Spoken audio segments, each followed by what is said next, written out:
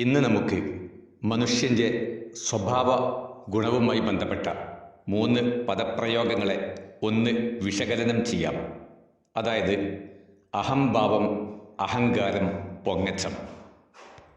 പലപ്പോഴും നമ്മുടെ മലയാളികളായ ആളുകൾ തെറ്റായി പ്രയോഗിക്കുന്ന അല്ലെങ്കിൽ അസ്ഥാനത്ത് ഉപയോഗിക്കുന്ന ചില വാക്കുകളാണ് ഇവ.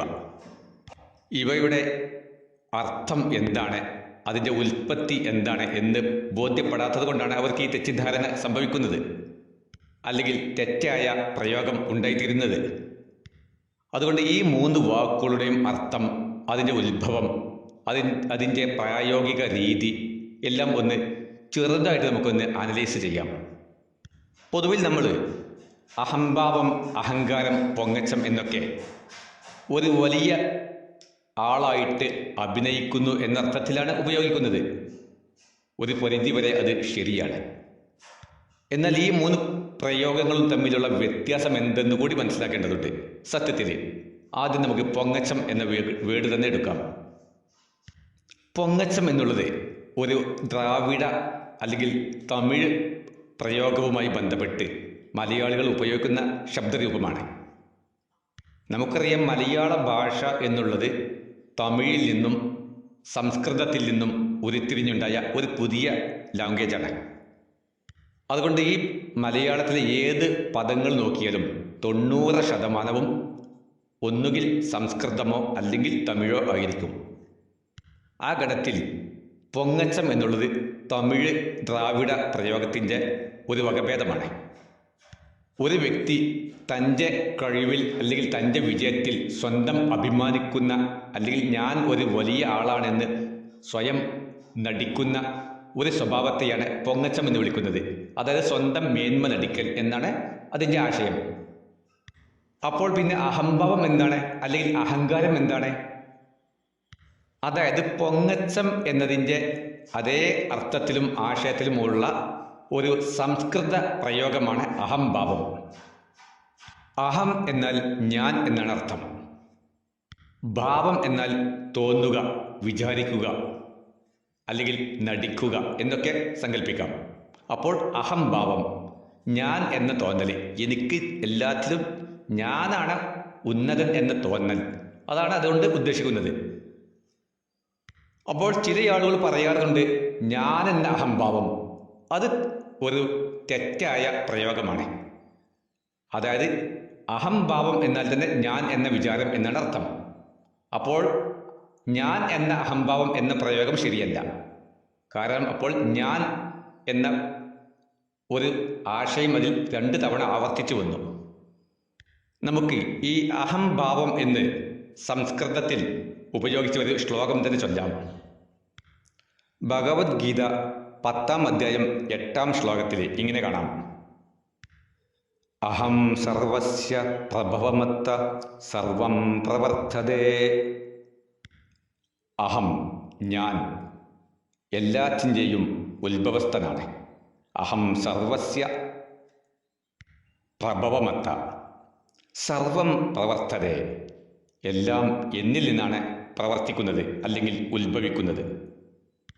ഇതിമത്വോ ഭജന്തേ മാം ബുധാ ഭാവസമന്വിത. അതുകൊണ്ട് എല്ലാവരും എന്നെ ആരാധിക്കേണ്ടതാണ്. ഇത് കൃഷ്ണൻ അർജുനനെ ഉപദേശിക്കുന്ന ഒരു ശ്ലോകമാണ്. ഇവിടെ അഹം സർവസ്യ, ഞാൻ എല്ലാറ്റിൻ്റെയും. അപ്പോൾ അഹം എന്നാൽ ഞാൻ എന്നർത്ഥം വ്യക്തമായിട്ട് നിങ്ങൾക്ക് മനസ്സിലാവും. അപ്പോൾ പിന്നെ അഹങ്കാരം, ഇപ്പോൾ നമുക്ക് മനസ്സിലായത് അഹംഭാവമാണ്. ഞാൻ എന്ന ഭാവത്തെയാണ് അഹംഭാവം എന്ന് വിളിക്കുന്നത്. എല്ലാത്തിൻ്റെയും വിജയൻ, അല്ലെങ്കിൽ എല്ലാത്തിൻ്റെയും കാരണക്കാരൻ, എല്ലാം കൊണ്ടും ഉന്നതിയുള്ളത് ഞാനാണ് എന്ന ഭാവത്തെയാണ് അഹംഭാവം എന്ന് വിളിക്കുന്നത്. അപ്പോൾ പിന്നെ എന്താണ് അഹങ്കാരം? അതും ഗീതയിൽ തന്നെ നമുക്ക് ഒന്ന് നോക്കാം. കൃഷ്ണൻ അർജുനനെ ഒരു യുദ്ധത്തിന് വേണ്ടി ഉപദേശിക്കുന്ന രംഗം കാണുക. യദി അഹങ്കാരവാശേന നയോത്സ്യ ഇതി മന്യസേ. ഇവിടെ യദി അഹങ്കാരവാശേന, നീ അഹങ്കാരത്തോടെ ഒരിക്കലും യുദ്ധം ചെയ്യാതെ യുദ്ധത്തിൽ നിന്ന് പിന്മാറിയിരുന്നാൽ അത് കേവലം നിന്റെ മിഥ്യാധാരണയാണ്, വ്യാജമാണ് എന്നർത്ഥം. ഒരിക്കലും തന്നെ നിന്റെ പ്രകൃതി അതിന് സമ്മതിക്കില്ല. നിന്റെ പ്രകൃതി നിന്നെ യുദ്ധത്തിലേക്ക് തന്നെ നയിക്കും എന്നാണ് കൃഷ്ണൻ അർജുനനെ ഉപദേശിക്കുന്നത്. ഇവിടെ യതി അഹങ്കാര വാശേന, ഇവിടെ കാരം അല്ലെങ്കിൽ കാര എന്ന പ്രയോഗം കർമ്മവുമായി ബന്ധപ്പെടുമ്പോൾ അഹങ്കാരം എന്ന് വിളിക്കുന്നു. കേവലം വിചാരം അല്ലെങ്കിൽ ഭാവവുമായി മാത്രം ബന്ധപ്പെട്ട് ആകുമ്പോൾ അഹംഭാവം എന്നും വിളിക്കുന്നു എന്ന് വ്യക്തമായിട്ട് മനസ്സിലാക്കാം. അപ്പോൾ ഏതെങ്കിലും ഒരു കർമ്മത്തിൻ്റെ, ഒരു പ്രവൃത്തിയുടെ മേധാവി ഞാനാണ് എന്ന് തോന്നുന്ന ആ തരത്തിലുള്ള പൊങ്ങച്ചത്തിന് അഹങ്കാരം എന്ന് വിളിക്കുന്നു. കേവലം ഭാവം കൊണ്ട് മാത്രമുള്ള മേന്മ നടിക്കലിന് അഹംഭാവം, ഞാൻ എന്ന ഭാവം എന്നും വിളിക്കുന്നു. രണ്ടും കാര്യമായ അർത്ഥത്തിലുള്ള വ്യത്യാസമൊന്നുമില്ല. ഒന്ന് കർമ്മത്തെ കൂടുതൽ ഊന്നൽ നൽകുമ്പോൾ മറ്റൊന്ന് വിചാരത്തെ, ഭാവനയെ കൂടുതൽ ഊന്നൽ നൽകുന്നു എന്നാണുള്ളത്. ഇവിടെ നമുക്ക് ഒരു കാര്യം കൂടെ മനസ്സിലാക്കേണ്ടതുണ്ട്. അതായത് സംസ്കൃതത്തിൽ ഞാൻ എന്നർത്ഥത്തിൽ അഹം എന്നാണ് നാം പഠിച്ചത്. എന്നാൽ ഇന്ത്യയുടെ പ്രാചീന ഭാഷയായിരുന്ന ദ്രാവിഡ പ്രയോഗങ്ങളിലെ ഞാൻ എന്നാണ്. ഇനി അത് മറ്റു ദ്രാവിഡ പ്രയോഗങ്ങൾ നോക്കുകയാണെങ്കിൽ കന്നഡ പോലെയുള്ള ഭാഷകളിലൊക്കെ അത് ഞ എന്നുള്ളത് ന എന്നാകുന്നു, നാനു എന്ന് വിളിക്കുന്നു. അപ്പോൾ സ്വാഭാവികമായും ഇവിടെ ആര്യ ഭാഷയും ദ്രാവിഡ ഭാഷയും നല്ല വ്യത്യാസമുണ്ട്. സത്യത്തിൽ ഈ ദ്രാവിഡ പ്രയോഗങ്ങളാണ് ഇന്ത്യയുടെ യഥാർത്ഥ പ്രയോഗം. അതാണ് ഭാരതീയത, അതാണ് ഇന്ത്യയുടെ പ്രാചീന പ്രയോഗം.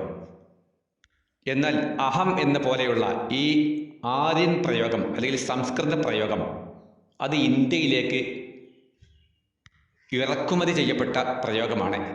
എന്ന് മാത്രമല്ല, സംസ്കൃത ഭാഷ പോലും ഒരു വൈദേശിക ഭാഷയോട് നല്ല ബന്ധമുണ്ടെന്ന് നമുക്ക് കണ്ടെത്താനാകും. കാരണം ഈ അഹം എന്നുള്ള അതേ ശബ്ദത്തോട് സാമ്യമുള്ള മറ്റു ഭാഷകളൊക്കെ വിദേശ ഭാഷകളാണ്.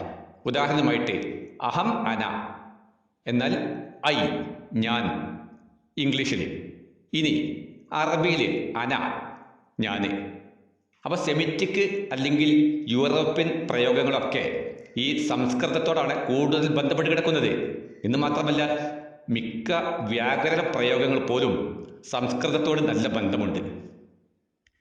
ഇനി നിങ്ങൾക്ക് ഹിബ്രു ഭാഷ, അതുപോലെ അരമൈക്ക് എന്ന ബൈബിളിൻ്റെ പുതിയ നിയമം രചിക്കപ്പെട്ട ആദ്യകാല ഭാഷ, ഇതൊക്കെ നോക്കിയാലും ഈ അഹം, അന, ഐ എന്നിങ്ങനെയുള്ള ഈ പ്രയോഗങ്ങളോട് സാമ്യമുള്ള പ്രയോഗങ്ങളാണ് അവയിലൊക്കെ കാണുന്നത്. എന്നാൽ ദക്ഷിണേന്ത്യയിലെ ലാംഗ്വേജുകളാവുന്ന ഈ ദ്രാവിഡ പ്രയോഗങ്ങളോട് തീർത്തും അവ വൈരുദ്ധ്യവുമാണ്, അല്ലെങ്കിൽ നല്ല വിയോജിപ്പുമുണ്ട്. അതുകൊണ്ടാണ് നമ്മുടെ ചരിത്ര ഗവേഷകരെ, ഭാഷാ ഗവേഷകരൊക്കെ സംസ്കൃതത്തെ ഒരു വിദേശ ഭാഷയ കുടുംബത്തിൽപ്പെട്ട ഭാഷയായിട്ട് അഭിപ്രായപ്പെട്ടത്. കാരണം ഇന്ത്യയിലേക്ക് ആര്യന്മാർ കുടിയേറി വന്നതാണ് എന്ന് വ്യക്തമാക്കുന്ന ഒരു തെളിവാണിത്. അത് മാക്സിമുള്ളവരെ പോലെയുള്ള ചരിത്ര ഗവേഷകരുടെ അഭിപ്രായപ്രകാരം ഏകദേശം BC 3000-ൻ്റെയും 1500-ൻ്റെയും ഒക്കെ ഇടയിലാണ് ഇവിടേക്ക് എത്തിയത്. എന്നാൽ അതിനേക്കാളൊക്കെ അല്പവും കൂടെ പിറകിലോട്ട് സഞ്ചരിക്കുന്ന ഗവേഷകരുമുണ്ട്.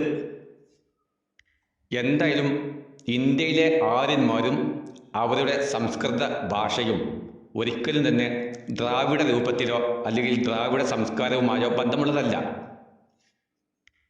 ഇത് കേവലം എൻ്റെ ഭാവമല്ല, എൻ്റെ ഭാവം മാത്രമല്ല, അഹം ഭാവമല്ല എന്നുകൂടി ഉണർത്തുന്നു.